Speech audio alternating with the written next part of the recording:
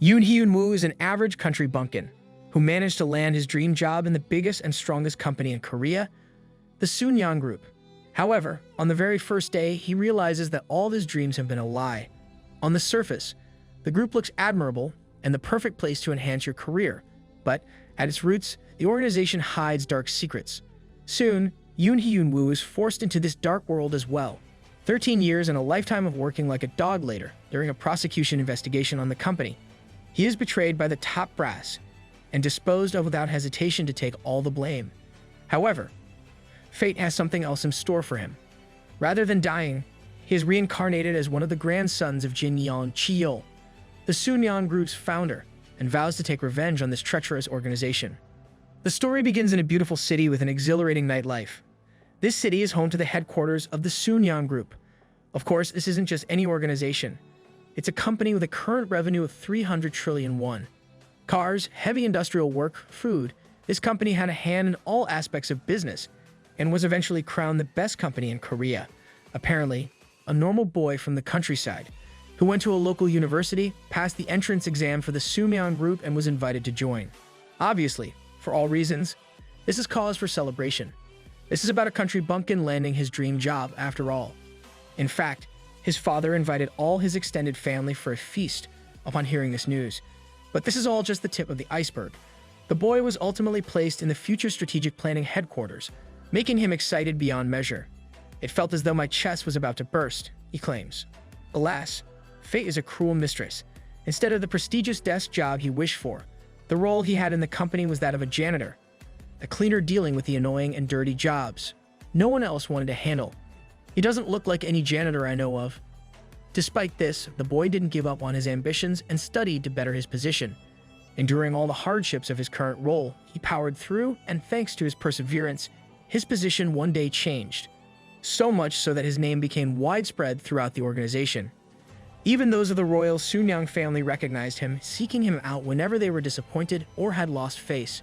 Furthermore, whenever small or big problems arose, they all knew the perfect man for the job, Yoon Hyunwoo. Before you know it, it had been 13 years since Yoon Hyunwoo joined the group, and he reached a point where no one else in the world knew the hidden roots of the royal family better than he did. And just like that, he had finally earned their trust. For example, as we speak, Yoon Hyunwoo was able to transfer $7 billion of secret funds into his account. What on earth? Do you think I could have some? As it turns out, his boss had ordered him to take this money and escape to the Maldives until a prosecution investigation was ongoing. At first, Yoon Hyunwoo questions if it's really okay for him to transfer the money into his account. But that is a pointless question, one that makes his boss laugh. Of course, I may not trust my wife, but I trust you, Hyunwoo, the boss exclaims. They don't seem like words from any decent human, but whatever. From his perspective, Yoon Hyunwoo is the only one capable of handling these funds. And that's how we are here, at the Maldives airport. There, he confidently thinks this is just the beginning of his life, especially since he has now gained the absolute trust of the Soonyang family. But as soon as he lands, he is confronted by two men in black suits. God damn, these guys' faces only a mother could love. Seeing these two, Yoon Hyunwoo immediately recognizes them to be from the secretary's office and is caught off guard. Although these men claim to be here on the president's orders, the fact he was here was supposed to be top secret. Just then, one of them takes him at gunpoint, advising Yoon Hyunwoo to follow him quietly. Hearing this, Yoon Hyunwoo is enraged to no end. No way. You would throw me away just like this? He questions. After 13 years of working like a dog, this is how his hard work is repaid. Alas, he has no other choice than to accompany the scary-looking men. As they ride in the car, Yoon Hyunwoo tries pleading with the two, asking them to call the president. He promises to complete his job and go to South America or somewhere, vowing to never show up until he dies. But his pleas fall on deaf ears. No, rather, the men tell him to stop joking around, reminding him that he can't just worry about himself, he should also consider his parents and wife. These ominous words send a shiver down Yoon Hyunwoo's spine. But the men begin to explain, stating the Soonyang family will grant Yoon Hyunwoo's parents a hefty sum of money and send his wife to America to live without any problems. But Yoon Hyunwoo knows this is all nothing but bullshit. He knows that after they are done with him, they will blame him for all the corruption and give his family absolutely nothing. At that point, won't they just be the family of a corrupt employee who got exposed? It's even possible they will start a property seizure lawsuit, leaving not a penny behind for his kin. Of course, that's how it's always been here. And Yoon Hyunwoo is just another cog in the system. Eventually, the car comes to a halt in the middle of nowhere. There, Yoon Hyunwoo gets out and is greeted by a sunset view of a nameless lake, the very lake that will become his grave. And before he even knows it, the men aim for his head and fire, sending a bullet right into his skull. However, it looks like fate has something else in store. Just as he dies, he is sent back in time as a young boy. In the car with him is his mother, a rising actress, his father, a man who received a passionate courtship from the actress and hid her presence from the big screens, as well as his older brother. As it turns out, it's currently 30 years prior to Yoon Hyunwoo's death, and he has been reincarnated as the youngest son of one of the heirs of the Soonyang Group founder, Jin Yeongcheol. Apparently, Jin Dojin, the one he is reincarnated as, is the family member of the same guy who ordered his death in the Maldives. This makes him wonder what this could mean. In the past, Yoon Hyunwoo never met this family during his time, and this is because they were completely excluded. This was due to the marriage of his parents. In spite of everyone's opposition, they got hitched, making Jin Yeongcheol furious that his son married an actress. But it's not like they had a choice. The marriage continued due to a child growing inside the mother, and hence, this family was excluded. Nonetheless, to Yoon Hyunwoo, this family is amazing. As far as he could see, the other siblings of the group always fought, wanting to earn a little more of the company, but his parents refrained from all this, simply trying to move forward with their lives. This all made him respect this family, though it's still too much to be reincarnated as their son. Yeah, no doubt about that.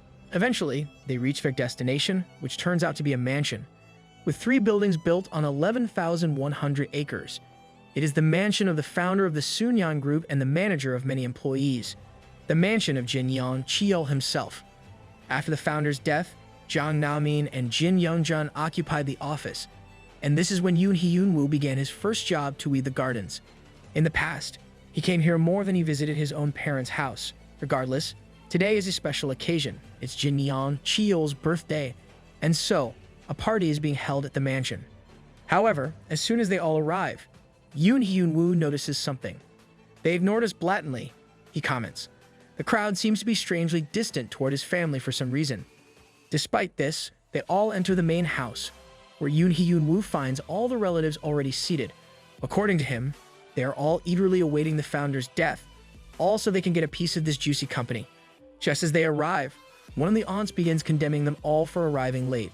Hearing her speak, Yoon Hyunwoo realizes he knows this woman, deeming her to be the same hag who gated several young boys despite being 70. Remembering these memories, Yoon Hyunwoo begins to chuckle, but all this does is make the woman even angrier, prompting her to cause a huge commotion. And that is when they hear a voice. "Who dares to make such a ruckus in my house?" A regal voice growls. With this, an old man comes barreling down the stairs. Just his presence alone is enough to make everyone quiet down in dread. That is when it's explained that this old man is the dictator of Soonyang, and also the grandfather of Jin Dojin. He's a person that even his kids fear, though that fear comes out of knowing they may not inherit their father's wealth.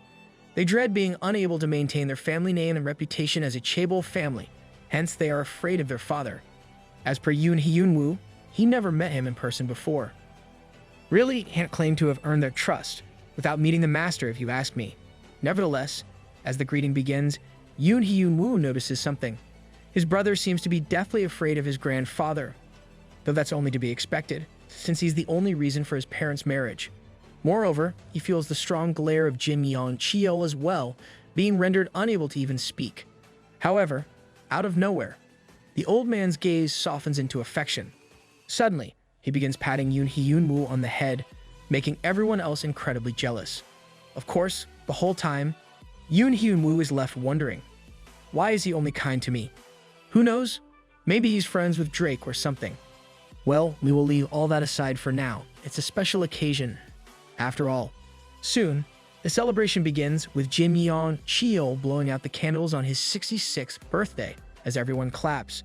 The dude looks good for his age, not gonna lie, probably thanks to that Korean skincare routine. Everyone tries to wish him a happy birthday, and even the other grandchildren get involved. However, Jin Dojin's family seems to be the only exception, looking rather uninterested. Meanwhile, Jin Dojin looks around and finds his mother being treated like a gopher. The other women of the family boss her around, telling her to do various odd jobs.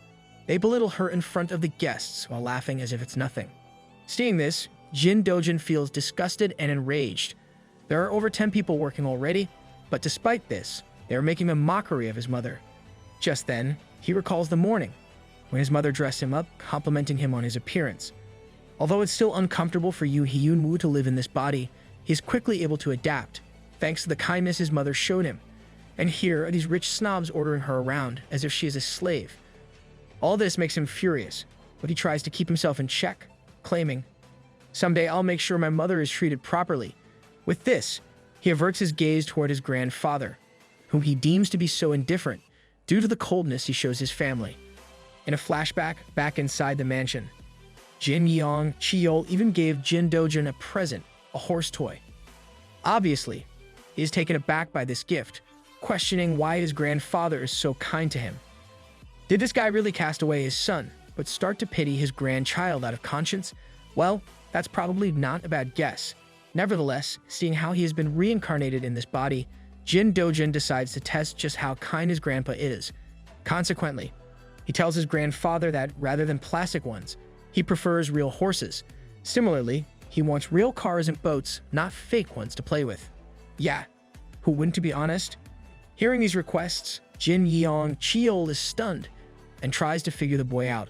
But still, Jin Dojin manages to leave the old man stumped with his response. After all, he does have the intellect of a 40-year-old. Consequently, the old man reveals that in order to get the real things, Jin Dojin will have to work really hard and undergo many scary and hard times. As a result, he decides on a proposal. He promises to buy Jin Dojin a real horse if he gets an A in all of his subjects for a year. These words leave Jin Dojin speechless. In his past life, he got into a pretty well-known university, and now he has to get all A's in elementary school. It's like taking candy from a baby. Of course, Jin Dojin is confident in his abilities and begins to smirk, agreeing to the terms of the contest. In the present, as he recalls the conversation, one of the associates comes over to him, telling him to go and play in the playroom. However, seeing this guy's face, Jin Dojin is flabbergasted. As it turns out, this is the same guy who called the hit on him. Still, he cannot act. As of now, he is not Yoon Hyunwoo. He is Jin Dojin instead, someone who has to remain calm in such situations. Regardless, the kids reach the playroom where one of the other grandkids is intrigued by the toy horse and begins riding it, pushing away Jin Dojin, who is the owner. Obviously, this makes him angry, but his brother calms him down, telling him to be patient. This makes Jin Dojin realize that his whole family seems used to this treatment, so it doesn't mean he has to be as well. Without hesitation, he goes over to the toy horse, ready to teach the kid not to mess around with him anymore. By doing so, he wants to make a strong impression on his grandfather. With this, he tells the boy to get off, claiming the horse belongs to him. But being the spoiled little kids they are, the other refuses and instead starts laughing at him. As a result, Jin Dojin kicks over the horse, sending the boy falling down. Furthermore, the horse falls on the kid's leg, pinning it to the ground. This causes him to scream loudly in pain. And while the other kids go to call the adults, Jin Dojin closes in on the victim, telling him, "Never touch what's mine again." Bro thinks he's tough after threatening a kid. Moments later, the adults come rushing to the room, and Kang-jun, the victim, is cuddled by his mother. On the other hand, Jin Dojin looks over to see his mother in a surprised state. However, the show is just getting started. Out of nowhere, Kang-jun's mother begins slapping him, deeming him to be a complete nutcase. Hitting him repeatedly, she questions how he dared to hurt her son. But just then, Jin Dojin's mother intervenes. Shielding her boy using her body, she tries to stop the situation and apologizes to Kang-jun's mother. However, the situation causes a huge ruckus, and hearing the commotion, Jin Yeongcheol comes into the playroom as well. Upon his arrival, he tells them all to stop making a fuss in front of the guests, ordering Kang-jun's mother to go and get her kid looked at in the hospital. Moreover, he tells everyone except for Jin Dojin to leave, and after getting the room all to themselves, he asks why the boy did something so dangerous, even going so far as to hurt his older cousin. In response, Jin Dojin announces, "That horse is mine," explaining it as a gift from his grandfather. But Kang-jun tried to steal it. This is why he broke the horse, revealing, rather than it being taken away. I don't want anyone to have it. Having made his statement, he then waits to see his grandfather's reaction, and just like he thought, he is visibly impressed. To him, this is exactly what Jin Yeongcheol wants: spite, the kind that a kingdom's leader has to not be deprived of even a handful of his territory. Despite this, the fact remains that Jin Dojin has hurt one of his own, meaning he must be punished for his actions. As such, Jin Dojin is told to follow, and he obliges, smirking the entire time. However, his smirk is quickly turned into shock when he reaches his destination, a gigantic office room.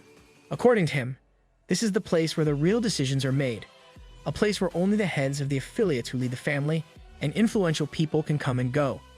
Despite having worked as a servant for the family for 13 years, he has never been inside this room before. If so, why on earth is he here now? I can't believe I came here, he thinks. You also probably didn't think you were ever going to get reincarnated, but here we are. And so the meeting begins while Jin Dojin is left to sit on the floor in silence the entire time. There, he notices that his killer, Jin Yeongcheol, the eldest son of his godfather, is also present. This comes as a big surprise, considering the president didn't even involve his own son, but chose this 20-year-old instead. Does this mean he's already in place as the successor? He begins to wonder. Yeah, no shit, Sherlock.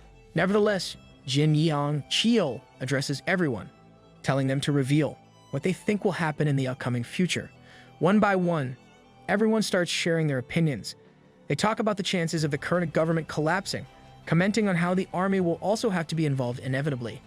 As the adults start their meeting, Jin Dojin is left confused about what on earth is going on.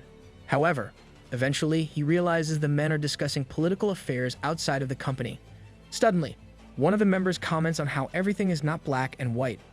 In light of recent events, the masses have started to protest, and a whopping 1 million people have gathered nationwide today. If they consider the army getting involved, the number would reach 2 million. As things stand, the situation is fanning the anger and fury of the people, and if these flames become out of control, the people might take a step back, fearing repercussions. Nevertheless, if the army is deployed, it will only pour oil on the fire. But hearing all this, Jin Yeongcheol is not satisfied. So what? What are you trying to say? He angrily questions. If this is how things are, should they just prepare for the collapse? Is there even any certainty that the next president will come from the opposition? In response, the man claims that's just what might happen. But Jin Yeongcheol is pissed off even more. Red with rage, he slams his fist on the table, announcing he has no time to waste on these might or might not stories. He wants something concrete, no ifs, ands, or buts. As a result, the man is left speechless and apologizes. I guess he isn't the boss for nothing. Consequently, Jin Yeongcheol then turns his gaze towards the vice chairman, asking him what rope the company should grab onto, leaving him taken aback. As it turns out, the vice chairman and Jin Yeongcheol are both responsible for shifting the blame on Yoon Hyunwoo and getting him killed, though it's not the right time to take revenge.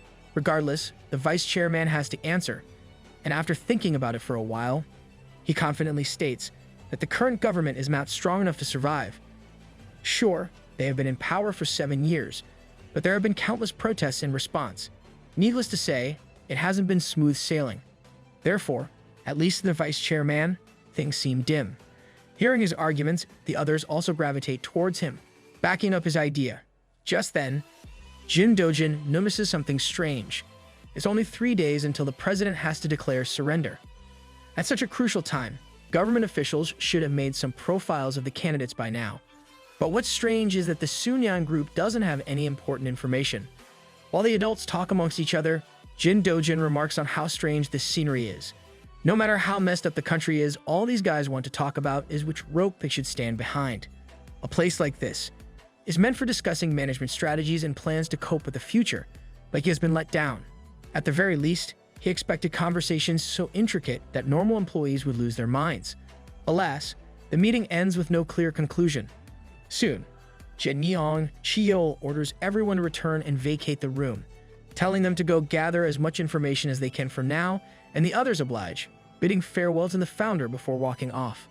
Until the end, all they talked about was who to follow. Anyways, now that the room is empty, Jin Yeongcheol tells Jin Dojin to stand up, though when he does so, he begins to stumble. After sitting on his feet this entire time, his legs are numb, making it hard for him to walk. Weakling, go to the gym or something. Seeing this, Jin Yeongcheol is impressed, telling his grandson he is proud of him. The fact is, the boy managed to sit quietly in that position, without showing any signs of discomfort, something even grown-ups would end up fidgeting during. You stayed upright, he tells him. Of course, this wasn't Jin Dojun's intention at all. He was merely invested in the conversation, so much so that he didn't realize his leg was numb. Fortunately, it ended up working in his favor. Lady Luck seems to be on his side.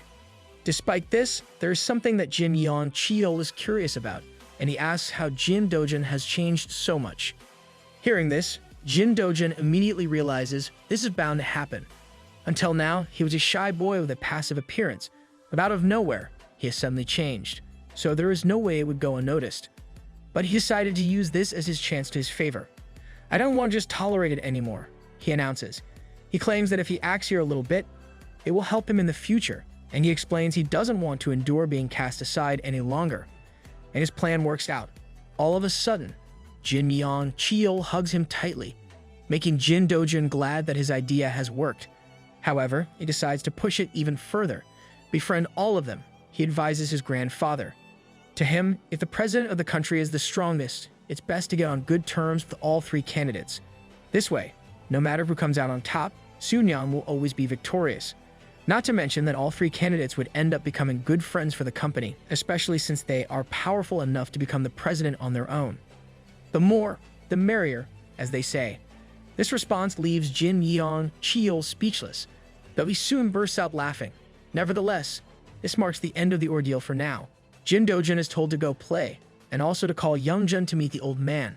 As such, Jin Dojun takes his leave, whereas the chairman calls his assistant, telling him to take good care of all three candidates, if you know what I mean. So basically, bribery then. Someone called the police. To him, it was completely unexpected that this brilliant idea would come from a 10-year-old. Regardless, soon, Jin Youngjun knocks on the door and enters to answer his summons. Inside the room, Jin Yeongcheol asks his eldest grandson what his opinion is on the circumstances. Obviously, Jin Youngjun is flustered being asked this head-on, though he makes his case. But when Yeongcheol tries to put a little pressure on Youngjun, he easily buckles, not even willing to bet on his own conclusion. This disappoints Yeongcheol, who cannot see the same potential in his eldest grandson. As such, he orders him to leave while leaning back in his chair, wondering why. Out of all the people, it had to be the youngest. To him, at least, it would have been better if Jin Dojun was the eldest instead. Damn, the old man really is heartless. Anyway, the party soon comes to an end, and Jin Dojun, along with his family, heads back to their home. On the way, it's revealed that Yeongcheol has offered to help more with the children's studies, though the elder son is against being tutored by his grandfather's tutor. Of course, Jin Dojun also has some qualms about the situation, but he cannot refuse since it's insisted on by the founder. Therefore, he agrees to take part. On the other hand, his brother calls out to him, telling him he did a good job today. Of course, Jin Dojun is confused about what his brother is saying, but apparently it's about how he made that spoiled Kanjun cry. Hearing this, Jin Dojun understands that, although it might not look like it, his brother had a lot on his plate too. 3 days after this incident, like clockwork, the president goes on live television to announce his departure from office. Obviously, this declaration didn't belong to just him, but rather to the whole government council, paving the way for the new generation's race for governing power to start. However, none of this intrigues Jin Dojun, who is more interested in learning how his grandfather will react to this situation. Eventually, he gets dropped home from school, and as soon as he enters, the gardener tells him that Jin Yeongcheol is here to visit, though it's not a big surprise since he already expected this to happen. Just then, they hear an argument from the house. Inside, Jin Dojun's mother is seen adamantly refusing the shares of the Soonyang Group offered to her. According to her, her husband feels the same way, and neither of them plans to change their minds. However, this is precisely what triggers Jin Yeongcheol. She tries to explain herself, stating that Jin Dojun is still only 10 years old and too young to be involved with the company's work. What she wants is for him to reach adulthood and decide what he wants to do with his life. But Jin Yeongcheol grows more and more angry. He questions if she knows what she's refusing. As it turns out, the company's shares mean that the old man was willing to take Jin Dojin's family back into the trade. But here she is, kicking away the last opportunity he has given to them. Nevertheless, Jin Dojin's mother doesn't budge at all, claiming she wants her son to live his life, doing what he wants to do. Alas, Jin Yeongcheol has a habit of getting whatever he wants, making it infuriating when he is unable to do so. In layman's terms, he's just a big baby, causing tantrums whenever things don't go his way. Just as things start to escalate, Jin Dojin decides to make his entrance and comes barging in, acting surprised after seeing his grandfather here. Seeing him arrive out of nowhere, Jin Yeongcheol also changes his tone immediately, showering Jin Dojin with affection. His personality does a complete 180, and he joyfully lifts Jin Dojin in the air, making both him and his mother a bit shaken. As he gets tossed around in the air, Jin Dojin thinks about his timid mother, who was unable to say even a word in front of the family dictator, yet still fought back for her son's sake. Such a heartwarming scene leaves him touched, growing his admiration for his mom. Anyway, wanting to keep up his childish act, he asks if his grandfather is angry, but Jin Yeongcheol, surprised by the question, refuses. Even Jin Dojin's mother backs him, trying to dismiss the situation. Obviously, they aren't fooling Jin Dojin in the least, and he simply tells them both not to argue because of him. According to him, he plans on following his mother's wishes and living like he wants when he reaches adulthood. Hearing this, Jin Yeongcheol is visibly disappointed, though this was all part of the young genius's plan. Judging from his reaction, Jin Dojin has finally broken his grandfather's tough guy image. The man feared by the whole of Korea has become disheartened at the words of a child. With this, he then expresses how he wants to grow up just like his grandpa. "I want to be the chairman of a big company," he exclaims. Hearing these words, Jin Yeongcheol is astonished, though he cannot contain his laughter. To him, it's evident that the young boy cannot resist the bloodline, commenting on how there are cases where the bloodline skips a generation. This guy really is a narcissist. Still, now that he has gotten the approval of Jin Dojin himself, he turns to the boy's mother, remarking on how she must not have anything else to say. During this, he even calls her daughter-in-law for the first time, leaving her in tears. Trying to hide her emotions, she tries to flee the situation. Meanwhile, Jin Dojin notices this and deems this to be the result of affection. This might be the first time this old geezer has called her something other than you. Regardless, Jin Yeongcheol and Jin Dojin then head into Jin Dojin's room, where they immediately begin discussing the last meeting. He explains that, as Jin Dojin said, he made sure to become closer with all three candidates, but now, the situation has taken a strange turn. As per him, those three have started to fight with each other. The second and third candidates have teamed up together to defeat the first, so the group can now only choose one person to set their hopes on. But this couldn't be further from the case. Jin Dojin asks if the second and third will then join hands and become the leader and vice leader, but there's no way that's going to happen. There is no vice boss in this country, only the boss. But that is also precisely why the candidates cannot join hands. The fact remains that even if they overwhelm the first candidate, only one of them will become the boss.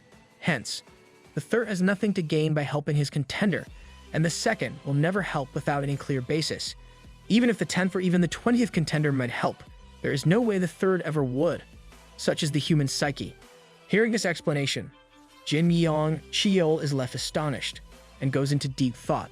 On the flip side, you might be wondering how Jin Dojin knows all this. Well, duh, of course. He knows. He's from the future, you idiots. For him, there is no need to be verbose and detailed about the future. All he has to do is provide another perspective. He's confident that the founder of the Soonyang Group will know precisely what to do after getting this information. Back toward Jin Yeongcheol, who realizes there can be no one else. The Soonyang Group's presidential team and influential members all had doubts about the unification of the candidates, but Jin Dojin was the only one who was outright with his idea. It's possible to think of this plan since the political situation and flow are uncertain, but Jin Dojin was able to see through human greed clearly, revealing the story without any evidence. Overjoyed, Jin Yeongcheol begins to pet Jin Dojin, complimenting his intellect. And so, this brings an end to this ordeal. A few days later, we see him traveling alone to a place called Dongjin. As it turns out, he read this is the only place in Korea where the sea touches the northern terrains, and he told his parents he wanted to see it in person, ultimately managing to convince them. Of course, this is not the real reason. In reality, He wants to see just how the Yoon Hyunwoo of this time, is doing. Soon, he reaches his destination, the place he grew up in his past life, but becomes extremely nervous and anxious. In addition, after catching a glimpse of his former mom and dad from the window, his heart feels relieved. Out of nowhere, he begins to cry, reminiscing about his past life. Seeing a child crying outside the store, Jin Dojin's former parents come outside to see what is happening. Here, Jin Dojin makes up a story about how he is here to see a friend, asking if Yoon Hyunwoo lives here. But, much to his surprise, they claim there is no one with such a name living here. They even ask if they should ask Hyunji, if this Hyunwoo is a classmate of hers or something. But Jin Dojin has no idea who this girl is. As a result, he questions who Hyunji is, learning she is the daughter of these two store owners. Finally, after an intense contemplation session, Jin Dojin finally realizes the situation. This person Yoon Hyunwoo doesn't exist in this world, he exclaims. Now that's a plot twist, if I've ever seen one. In the following days, time seems to pass quickly for everyone. At Jin Yeongcheol's office, he reads the newspaper, astonished at how accurate Jin Dojin's predictions have been. A few months earlier, after the current government declared surrender, all the large companies began cozying up to Yeon Kim, the next potential president. He hadn't expected any news of unification, but after listening to Dojin, he realized the significance of the situation. To think Dojin's idea would become such a big help to our company. He chuckles to himself. Back at Jin Dojin's house, he, too, reads the morning paper, relieved that everything is progressing just as it did in the past. But he knows better than to let his guard down. The fact that his former family didn't give birth to Hyunwoo means the details of the future might change. In fact, haven't things already begun to change? Jin Yeongcheol has grown to like Dojin, which alone is enough to alter the future. If things continue this way, Jin Dojin's most powerful weapon, his knowledge of future events, might end up becoming useless. You can't have your cake and eat it too. Dojin's plan is to establish a foundation big enough to swallow the Soonyang Group by the time he turns 20. In about 10 years, Jin Yeongcheol's health will start to deteriorate, and he will slowly wither away in a hospital room. Before that happens, Dojin must gather as many shares as possible to give his family a fighting chance against his godfather, the vice chairman, and his son, Jin Younggi. More importantly, before his 20th birthday, he must also prevent the car accident that previously claimed his life. Apparently, in the past, an accident not only ended Dojin's life, but also destroyed his family's future prospects, pushing them so far down the corporate ladder that no one cared about them. Unfortunately, he has no useful information about them, leaving him in the dark. Nevertheless, first, I must avoid my own death, he thinks. That would probably be for the best. Just then, there's a knock on his door, and his mother enters, informing him that it's time for his appointment. With this, he leaves the room, claiming that there is no certain answer to his situation. All he can do is keep on living carefully, considering the consequences that his actions might bring. Regardless, he's dropped off at SV Hotel, a high-class resort owned by the Soonyang Group. Inside, Jin Yeongcheol is waiting for him, and after greeting each other joyfully, they head to a private room. Dojin suspects this meeting must be related to recent political developments, but decides to play dumb for now. He asks why they are there, and with a stunned look on his face, Yeongcheol begins to recall a phone call he received earlier. As it just so happens, the winning candidate called Jin Yeongcheol and promised never to forget his help during this troublesome time. As such, Dojin is being treated as a gesture of thanks for his recent assistance.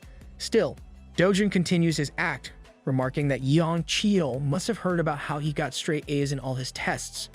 Hearing this, the old man is reminded of their promises and bursts out laughing, commenting that they literally can't buy a real horse at this time of night. What use is all this wealth when you can't even buy a horse whenever you want? Of course, for Dojin, a real horse is nothing but a pretext, a means to gain even greater things. As a result, he states that the horse can wait, since he doesn't even know how to ride, after all. Nevertheless, now that he has helped his family make a fortune, it must mean he will be given even better things in the future, and Yeongcheol confirms this, though he is stumped as to what could be better than a horse. Yeah, that would be my question too. How about a mansion in LA? That would suffice, I think. Suddenly, waiters enter the room, bringing a feast along with them. As they start eating, Yeongcheol suggests giving Dojin a pasture, since he can't really ride a horse in the city. But this is exactly what Dojin was aiming for. In his usual childish tone, he thanks his grandpa, hugging him tightly. However, this is only the beginning. Dojin then inquires where the pasture will be, but after learning it's in the north, he refuses. On the surface, he claims it's too far from his house, suggesting it be in the south instead. But as Yeongcheol points out, there are no places for pastures in the south, so Dojin suggests they simply make one. After all, his grandpa is great at making things quickly. Entertained by the suggestion, Yeongcheol starts laughing yet again. This time, Yeongcheol recalls a story from his past. According to him, out of the 48 branches in the Soonyang Group, he only bought 19 of them. The rest were taken over, he says. The companies he acquired were also in the early stages of development. From his perspective, it's important to make everything yourself, since that's how you build connections and grow bigger. This is why he takes a liking to Dojin's plan, to simply make what he wants. That's why he decides to step it up a notch. Fine. Dojin's first steps. I will help you start it, he proclaims, leaving Dojin bewildered. Yeongcheol orders a map of Gyeonggi and Seoul, and upon receiving it, asks Dojin to mark where he wants the pasture. This is precisely what Dojin was waiting for. With his knowledge of the future, he can choose land locations that will skyrocket in value, ensuring long-term stability for him and his family. Although there are a few reservations, Dojin quickly marks out the suitable area. Delighted, Yeongcheol immediately orders for the land to be assessed before they resume their meal. Moments later, information on the land is already available. The area is reportedly filled with cucumbers, melons, and other crops. Additionally, the infrastructure is poor, making it difficult to access, and the locals are all poverty-stricken. Because of this, it is said to be a low development opportunity. Hearing this, Yeongcheol thinks they might actually be able to make a pasture, and after a long, hard-thinking session, orders his assistant to buy 50,000 acres of land immediately. Goddamn, the old man sure is rolling in dough. Seeing this, Dojin couldn't be more ecstatic. However, Yeongcheol isn't too thrilled. To his eyes, the land is just a pile of sand, and if it were him, this wouldn't be his first pick. Despite this, building on it might not be a bad call if it's Dojin making the decision. After all, he is just a child with a long lifespan ahead of him. During his life, the land could become worth several times more. Of course, this is exactly what Dojin wants to do, but waiting 20 years is not going to be necessary, especially since this land in 2 years will become the new Bundong City. Not to mention, Dojin will be the owner of 50,000 acres of this prime real estate. As the days go by, Yeongcheol is one day visited by his daughter Seo Yoon and her husband, Choi Seo-bong. It's revealed that these two want his help in running for office in Jonggro, claiming his position and popularity with the middle class will surely prove beneficial to Yeongcheol in the future. However, he's not too keen on the idea. In the first place, he has pretty deep pockets, deep enough that the lawmakers of Jonggro would come to meet him at dawn if he were to call. Because of this, he is satisfied with the current Suwon lawmakers he has. In addition, it won't be difficult to win the election without any further expenses, since the Soonyang Group's factories and subcontractors are plentiful. Hearing this, Seo Yoon appears to be offended. From her perspective, it sounds like Yeongcheol is saying her husband isn't worth spending money on. And that's precisely what Yeongcheol wants them to feel. Damn, that was brutal. As it turns out, Choi Seo-bong already had a clear path toward becoming a general attorney, but he was the one who blew his shot by attempting to become a member of the National Assembly instead. Hearing this, Choi Seo-bong begins to apologize, whereas Seo Yoon doubles down. She adamantly claims that her husband is not someone who deserves this sort of treatment. After all, his family is one of the best legal families in the whole of Korea. Even without funding from Soonyang, they are more than capable of getting elected, regardless of the opposition. But this statement makes Yeongcheol chuckle. The best family of lawyers in Korea? He asks. The fact is that he raised Choi Seo-bong to his current position, with his own money and influence. Without this, he could never hope to become the chief prosecutor. And do you know why that is? Well, just so that he can become the lapdog of Soonyang and defend their group whenever necessary, having his life dictated and ambitions trampled on. Choi Seo-bong is visibly agitated, but holds it in. Of course, that doesn't make Yeongcheol back off. Instead, he provokes him even further, telling him to cease his useless thoughts and just suck up the luxury he has been provided. He even warns the man, explaining that if he continues to be greedy, he will end up a ruined person. That just goes to show how much power this old man truly possesses. enough to get his son-in-law the position of chief prosecutor with just one word. Alas, the show is far from over. With this, Yoon Hyunwoo then turns his attention to his daughter. He has already noticed Seo Yoon's plan to advance her husband in politics in an attempt to gain power and somehow get rid of her brothers, who are planning on taking over the group.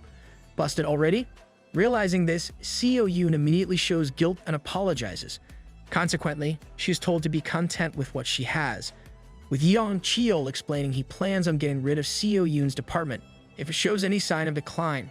With this, the powerless couple barges out of Yoon Hyunwoo's office, angry and annoyed at their failed attempt. All the while, Do-jun is sitting leisurely outside the office, happy to see the greedy couple have their efforts wasted. Though he too has disdain towards them. Who wouldn't though? They plan to push out their family and abandon them to take over the company on their own. A plan vile enough to make your stomach turn. Despite this, Do-jun isn't too worried about these lowlifes, suggesting it should be easy to take care of those people leisurely. Suddenly, Yoon Hyunwoo also steps out of his office and begins making small talk with his grandson. There, he hands Do-jun an envelope, revealing it is the legal documents for Do-jun's pasture, a hopping 80,000 acres of land. Bro, how can I get grandpa like that? Is this family adopting?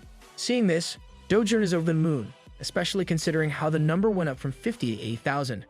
Regardless, he questions why there is more land than what they previously discussed, a question Yoon Hyunwoo likes. According to Do-jun, that's only to be expected, since being good with numbers is the most basic of the basic skills one must possess to be good at management. To this, Yoon Hyunwoo explains there were a lot of owners ready to sell their plots, and thus, the increase in acres. Obviously, though, Do-jun isn't complaining about it and is, in fact, happy as can be. There's no way I wouldn't be happy, he claims. This is his ticket to becoming ultra-rich, and he has started making investment plans already. Furthermore, he gives his grandfather a hug, even though it's clearly just an act. Well, what the old man doesn't know won't hurt him. As luck would have it, the year 1988 was great for the Korean economy. A new, sternly elected president took office and introduced many proposals to better the relationship between Korea and the USA. This caused the exchange rate to skyrocket, creating a housing boom and sending the housing prices through the roof. Alas, the world isn't all sunshine and rainbows. The government, unable to keep up with the real estate sector, announced a plan to build 2 million homes for its citizens, and a large-scale development industry was created. However, despite all their efforts, the prices remain unstable, ultimately leading the government to announce a new city, right in the middle of where Do-jun's pasture is going to be. And just like Do-jun predicted, his land skyrockets in price. Even Yoon Hyunwoo is astonished by the 100x return on the investment, that too in just a year. Moreover, he tells his secretary, Lee Hak-jae, about how Do-jun insisted on this place, despite Yoon Hyunwoo's opposition. All of this, although good news, makes the old man worried. He tells Hak-jae to take good care of Do-jun if he becomes a businessman. According to him, if he leaves Do-jun a few companies as an inheritance, the others will try to steal them away from him, and hence, he orders Hak-jae to prevent this from ever happening. This guy isn't all bad. Meanwhile, Do-jun is freaking out about his wealth. Thanks to his utilization of space, he has managed to get 14 billion won from his land, leaving 20,000 acres or 10 billion won worth still left. What's more, if he holds onto the remaining acres, they could shoot up in value again. As he geeks out over his new fortune, he suddenly hears a knock on his door, and it turns out to be his parents, who want to have a chat with their son. Inside the room, Do-jun's mother asks what he plans to do with the money, but he evasively says he wants to save it in a bank. He already has everything he needs, thanks to his parents, and instead, he wants to know what his parents want him to do with the money. However, hearing these words, his dad suddenly gets up and leaves. Seeing this, Do-jun is taken aback, while his mother tries to comfort him before rushing over to her husband's side. In the front yard, the parents both chat with each other, and the dad explains why he left. It wasn't that he was angry, rather, he was embarrassed. After hearing about the sum of money Do-jun has gotten his hands on, he couldn't help but think this was their chance. He became a father who drools over their kids' money, something he never wanted to be. It's too shameful, he proclaims, but that's only natural. With such a sum, even the mother was tempted, thinking it would be enough for their entire family to move abroad and live peacefully. All the while, Do-jun is secretly eavesdropping on their conversation and begins to smile. commenting on how his parents are people with so much love for their kids. I wish I knew how that felt. My dad left for milk and never came back. Later that night, Dojin decides to apologize to his father. However, from the looks of it, his father doesn't seem to be angry. His father claims he was just surprised and asks his son what he plans on doing in the future. Dojin reveals that he is planning on doing what he wants to do to become the chairman of a company even bigger than the Soonyang Group. Hearing these unexpected words, Dojin's father cannot control himself and begins to laugh out loud. Well, that's only to be expected. The fact is, Soonyang is the #1 company in the entirety of Korea, and it's no surprise anyone would laugh at a child's ambition to build something even bigger than that. Even his father comments on how this dream is a little too big. Nevertheless, that's exactly why Dojin needs his father's help to accomplish it. Obviously, though, his father has no interest in these tasks. He has no interest in managing companies, and hence, he cannot help his son very much. Although he did study management at an elite university in London, he wants to live out his remaining life buried in his beloved hobbies, aka movies.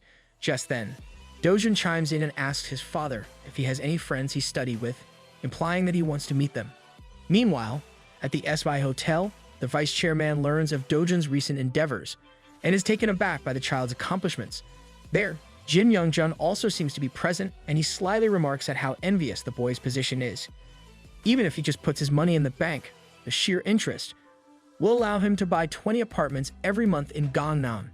However, hearing his son's nonchalant response, the vice chairman becomes more furious. He lashes out at his son, announcing that isn't what's important. From his experience, Yeongcheol is someone who wouldn't even give away 10 won for free. Despite this, he gave Dojin a pasture. Not only that, but he also passed the name and pride of the group to Dojin, giving him access to all the money his grandfather possessed. This leaves Yeongjun in shock, but his father continues, asking if his grandfather has given Yeongjun even an acre of land. Scratch that. A bank account even? Of course the answer is no. And that's just how lowly that old man thinks of Yeongjun. Alas, even in this situation, here his idiotic son is envying a worthless child. Pathetic bastard. He condemns Yeongjun. With this, the vice chairman, who is introduced as Jin Yeongcheol, decides to take matters into his own hands, expressing how important it is for him to visit his brother Yumi's house, aka Dojin's father. A few days later, at Dojin's house, he is introduced to Sehyeon, his dad's friend who he studied with back in London. Apparently, Sehyeon is a big shot as well, who represents power shares. In the future, he is destined to build a super asset management company that manages over 800 trillion won per year. Goddamn, you'd think he would loan me 20, seeing him. Dojin is shocked at his father's connections. Regardless, Sehyeon wants to talk with Dojin one-on-one, and soon, they both sit face to face. There, Sehyeon asks if Dojin wants to be a businessman, and the boy reaffirms his dream, claiming he wants to be the businessman greater than his grandfather. Hearing this, Sehyeon can do nothing but compliment the boy's greed. Consequently, Dojin then asks if Sehyeon is also the boss of a company, and he confirms this, explaining he is someone who helps the rich get even richer. Hearing this, Dojin asks if he can become one of Sehyeon's clients as well, but he refuses, chuckling. As per him, all of his clients are very wealthy, and hence, this child cannot become one of them. Alas, it appears this guy hasn't heard about the boy's fortunes. Out of nowhere, Dojin reveals his net worth and bank balance, leaving a cold sweat running down Sehyeon's face. On the other hand, everything is going according to Dojin's plan. Of course, there are many young underage chaebols thanks to the gifts of stock. However, none have reached his level. According to him, if he saves his money, it will become 100 billion in a matter of 30 years. And it's unlikely that a mere 12-year-old would have ownership of such funds. This brings an awkward silence in the room, so much so that the clock's ticks resonate throughout. Nonetheless, once Sehyeon gets a hold of himself, Dojin then proceeds with the conversation, showing him an investment plan he has conjured up. This surprises Sehyeon even more, and he begins going through it. But upon finding it to be extremely detailed and well planned, he is left sitting on the edge of his seat. Meanwhile, Dojin patiently waits for Sehyeon to finish, wondering how the CEO of Power Shares will react to his plan. And so, Sehyeon is eventually done with his overview, but is left flabbergasted at the boy's intellect. He questions how a child of Dojin's age knows all this, but he merely replies that he's pretty smart, for his age at least. No need to say that's an understatement. In Hee-yeon's eyes, no one would believe his investment plan was conjured by a 12-year-old. Apparently, Dojin's plan is to set up an investment company in the US and then invest in Korea, a plan that even university students wouldn't think of, but that's only expected. The university students aren't the grandson of Yoon Hyunwoo, nor do they possess dreams as big as his. With this, Dojin then explains that he has been visiting his grandfather every week for the past couple of years, and during his stay, he tries to understand where the old man is talking about. This, to Hee-yeon, means Dojin is being influenced by Yoon Hyunwoo. Of course, that's what Dojin wants him to believe. No matter how much of a genius you are, this plan isn't something a 12-year-old could think of. As such, in times like these, it's best to place the responsibility on his grandfather's shoulders. Soon, their little meeting comes to an end and Hee-yeon decides to take his leave. As he exits the house, Yomi, seeing the serious expression on his friend's face, asks him what's wrong. Consequently, Hee-yeon asks why he was not informed about Dojin's wealth, learning Yomi didn't want his old friend to have any preconceived notions. Nevertheless, Hee-yeon vivaciously tells Yomi that his son is not a normal kid. He is a genius. Hearing this, Yoongi at first takes this news lightly, recalling how Dojin had always been good at studying. But Hee-yeon isn't talking about such trivial things. Regardless, he wants to go back home and do some serious thinking. These words leave Yomi with a disquieting feeling in his chest. As he turns back to see Dojin peeking outside with a huge smile on his face, he wonders just what Hee-yeon really meant. After their first meeting, Hee-yeon takes an interest in the young Dojin and decides to keep advising him. One day, as they discuss some matters, Dojin claims he can gather information that his grandfather has, stating this is the best time to put his plan into action. Hearing this, Soonyang believes this is a better idea. Rather than following a random child's investment plan, it's more worthwhile to enact the plan of Soonyang Group's chairman. However, this is all a lie.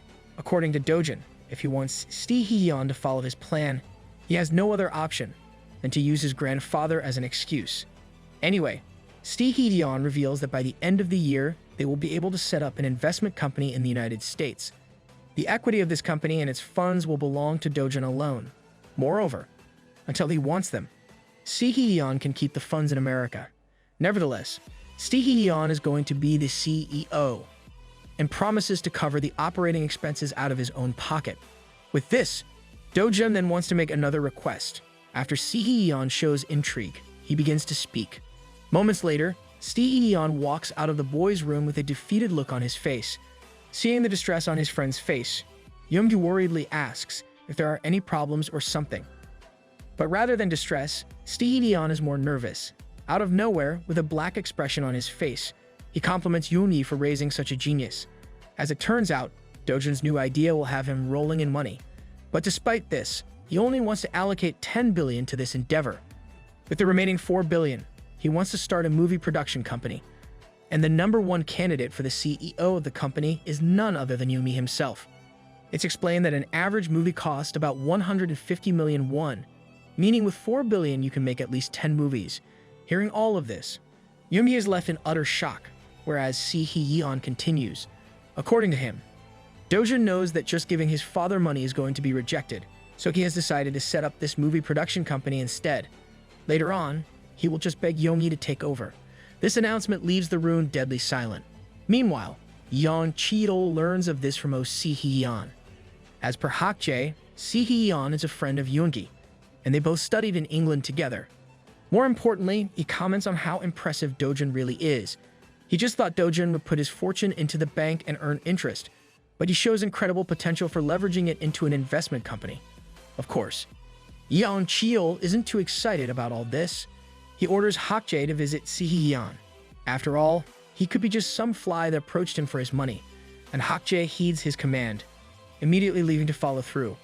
All the while, Yoon Hyunwoo just keeps getting more and more interested in Dojin, remarking at how the way the bank's interest doesn't satisfy him is exactly like me. Someone likes to toot his own horn, though I guess that's acceptable when you are literally the richest man in Korea. Just like that, the days go by in a flash. In August of 1989, 2 million protesters in the Soviet-controlled republics of Lithuania, Latvia, and Estonia demanded democracy. Because of this, a 600 km human chain connecting the capitals of each country was created, known as the Baltic Way. In addition, the Hungarian government also opened its western borders, and a large-scale exodus of East Germans escaped. This was a signal for the fall of the Eastern Bloc. During this time, when the whole world was paying attention to Eastern Europe's rapid changes, Jun had become the owner of a large company, owning 92% of it. And finally, in November of 1989, he and Hee-yeon go to New York to visit their new organization. They are standing in front of his first business. Jun is left stunned, but apparently, even this is considered a shabby building. As per Hee-yeon, he wanted to cut down on costs, so he bought this one for cheap. But in Jun's eyes, this is nothing more than a gamble. I mean, for Manhattan, the financial capital of the world, this would be considered cheap. Regardless, Jun explains that he decided to name this company Fantasy, and although Hee-yeon thought this was rather childish, it's the perfect name, since this company is going to bring about a real-life miracle. Anyways, as they take their steps inside, Jun becomes more and more excited to start his empire. Here, I will raise a giant monster that will swallow up the Soonyang Group whole, he thinks. Just then, the employees come walking in, greeting Hee-yeon in English. As they begin to chat, Hee-yeon reveals that the CEO of their company is this child. In response, Jun greets them as well, speaking fluent English that leaves everyone astonished. Obviously, Hee-yeon is amazed by this, but Jun claims to have spent some time studying it on his own. Of course, his level is that of a native speaker, but I guess that's only to be expected. To even apply for a role in Soonyang, a second language is compulsory.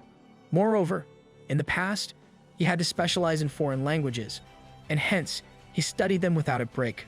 Nevertheless, Jun already wants to put his plan into action.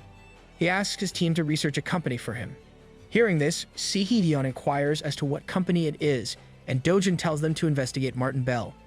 These words leave everyone in disbelief, but Jun explains that this is the first company they will invest in. As it turns out, Bell Martin cracked the bubble of postage stamp collection auctions at the young age of 12 by creating a way to contact sellers and buyers directly. Thanks to his new strategy, a large number of businesses started to merge, and he found massive success in simplifying the distribution process and utilizing focused marketing. Because of this method, he managed to build Martin Computers, which quickly became recognized as a world-class computer company. In the office, Hee-yeon questions if Jun knows about Martin Computers, but he is more aware of Bell Martin than one would imagine, recalling the feats he has managed to achieve. However, Hee-yeon doesn't seem to be pleased with this idea. To him, it looks like Jun is making a blind bet by investing in Martin merely based on his childhood story, but that couldn't be further from the truth. In reality, Bell Martin is someone who was able to accumulate money at a young age, despite not having a rich grandfather. Wouldn't a person like that surely bring us a large sum of money? He argues. Hee-yeon is left perplexed yet again, after witnessing this child's intellect, and orders the others to quickly bring all the information they have on Bell Martin and Martin Computers. And so, they all hurry off to investigate, while Jun stands around waiting, thinking up his next plan. A few days later, Jun and Hee-yeon venture out to meet with a Martin Computers representative to talk business at a fast food place. Is that a Wendy's ripoff? The author is trying his best not to get sued. However, Jun finds the meeting spot quite surprising. There, Hee-yeon reveals that their investment success rate will be low because Martin has, apparently, already received a $30 million investment. If it was last year, Bell would have been much more eager to meet them. After all, this is all about capturing the right time, the time to enter and the time to exit. Alas, this time, they are late, and the meeting spot is proof. This just goes to show they are people worthy of meeting at such a casual place, despite the meeting being difficult to arrange in the first place. Regardless, they decide to go inside, and they are greeted by Bell Martin himself, sitting in the corner. According to Jun, Bell became part of the top 400 richest men in the world at 27, quickly claiming the position as the 5th richest upon reaching 32. Anyway, after a brief greeting, they get down to business, since Bell has to return to work in 15 minutes. Consequently, Hee-yeon explains that Fantasy Investments wants to invest in his company, but before he can finish stating the value, Bell cuts him off. "We don't need an investment. We have plenty as it is right now," Bell proclaims. Of course, this is only to be expected. After getting $30 million, Martin Computers has secured enough funds, though it's not like they can think of this. Hee-yeon tries to push the issue further, but Bell immediately shuts him down again, explaining he already has a perfect plan to exceed the expected profit margins, refusing to do anything stupid like increasing the stock to make more money. Suddenly, realizing that Yeon isn't even getting a word in, Dojun decides to jump into the conversation as well, commenting on how his aim is to become like Belle in the future. Hearing this, Belle slyly remarks that Dojun has big dreams for a kid, but the fact is, Dojun is not a normal person. He is different even from Belle. Although Belle might have earned $2,000 at 12 by selling stamps, Dojun has managed to earn a hopping $15 million from selling land. Hearing this, Belle is unable to believe his ears, but Dojun continues, revealing he already knows what to do with his wealth. I plan to use it to become a major shareholder of Martin Computers, he announces. Taken aback by this bold claim, Belle turns back to Yeon, asking if this kid is his son. They'll be shocked to learn Dojun is actually the boss. This makes Belle burst out laughing, and he decides to get a bit serious, claiming he wants to ask 2 questions. Firstly, he wants to know how Dojun found out about his past. But since Dojun didn't know this wasn't public knowledge yet, he acts cocky, explaining there's no way he would make a $15 million investment without some background research. With this, Belle then questions how Dojun plans on becoming a major shareholder if he refuses to accept their investment. As of now, in the composition of the board of directors, he still has more than half of the voting rights, meaning his decisions are absolute. But our boy Genius even has a rebuttal for that, prophesying that his company will undergo huge development around the next year. These words leave Belle flustered, since this was not something anyone else would know, but little does he know. Our boy is literally from the future. Dojun continues, explaining he will buy all the publicly available stock with his money, and with $15 million lying around. That is going to be a cakewalk. This will make him one of the major shareholders, and as a member of the board of directors, he will become deeply rooted in the management. However, if Belle agrees to his investment, he vows to give all of his voting rights as a shareholder to him, just until he sells the stock again. In addition, he also promises to give Belle the option to buy back the stock at the exact market price of that time. Also, Yeon isn't too thrilled about all this and intervenes. He tells Dojun that this is not something he can just decide on his own, commenting on how acquisition rights are usually higher than the market rate. Furthermore, voting rights also warrant a higher transaction price. Seeing the way Yeon talks to Dojun, Belle finally understands that Dojun really is the boss. Until now, he doubted it was the case, but he can no longer put a curtain over his eyes. With this, he then asks what Dojun's name is, and he introduces himself as Howard Jean, leading to Belle suggesting they talk in more detail. Hearing these words, Dojun's face lightens up, whereas Yeon is sitting there in disbelief. And from the looks of it, the meeting ends up fruitful for our young genius. Later that night, on the plane ride back home, Yeon explains that he will be busy with the negotiations for the investment going forward. The terms will be the same as they agreed to today. However, there is a high likelihood that Martin Computers will turn down the $15 million. In that case, he asks what he should do with the remaining funds, and Dojun tells him to discuss it with the staff and decide where to invest. After their selection round, he will personally review and make the final decision. Just then, out of nowhere, Yeon compliments Dojun. The conversation he had with Belle was incredible, no matter how you look at it. Even though he recognizes Dojun as a smart kid, it's something Yeon just can't wrap his head around. These words send Dojun into deep thought, and after a moment of silence, he decides to come clean once and for all. In truth, I am someone from 30 years in the future, but just reborn now, he exclaims. Sounds like someone just had a stroke. Better dock the translator's pay. Because of this, Dojun has the knowledge of a 40-year-old in his head. This surprises Yeon at first, but there's no way he's falling for these childish stories. He angrily tells Dojun to stop joking around, especially since he's not into science fiction novels, and Dojun just laughs it off. Nevertheless, in Yeon's eyes, this fairy tale would actually make sense in this scenario. There is no question that Dojun does possess the intellect of someone 40 years older after all. All the while, Dojun patiently waits, and the duo soon arrives back in Korea.